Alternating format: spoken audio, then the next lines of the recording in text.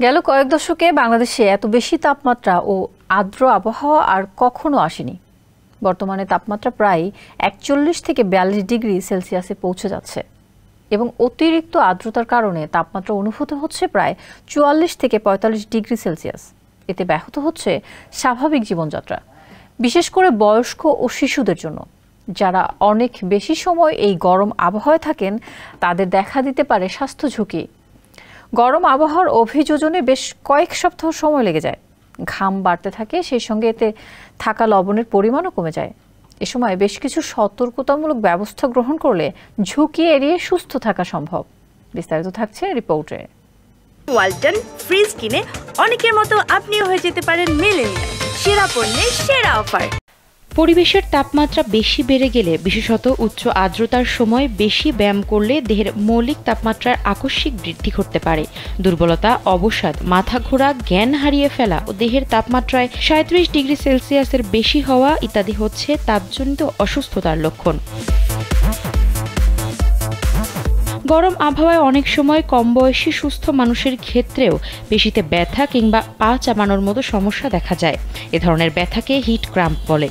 প্রতিদিনের খাদ্য তালিকায় বাড়তি খাবার লবণ যোগ করে পানি ও লবণের সম্মিলিত ভারসাম্য রক্ষার মাধ্যমে এটি প্রতিরোধ সম্ভব। তাপজনিত এরকম অসুস্থতার ফলে হিট ইনজুরিও হতে পারে। এ থেকে রক্ষা পাওয়ার জন্য তাপের উৎস থেকে দূরে থাকতে হবে। ফ্যান বা কুলিং স্পঞ্জ দিয়ে শরীর শীতল করতে হবে। গরমে আরেকটি দুশ্চিন্তার কারণ হলো হিটস্ট্রোক। এটি জীবনের জন্য মারাত্মক ঝুঁকি বয়ে আনতে পারে। এতে করে মস্তিষ্ক ক্ষতিগ্রস্ত হতে পারে, খিঁচুনি ভাব, এমনকি কোমার মতো পরিস্থিতিও তৈরি হয়ে যেতে পারে। গরম, আর্দ্র ও বায়ুবিহীন জলবায়ুতে হিট ইনজুরি হওয়ার আশঙ্কা বেশি। এমনকি ব্যায়াম না করলেও এমনটা হতে পারে।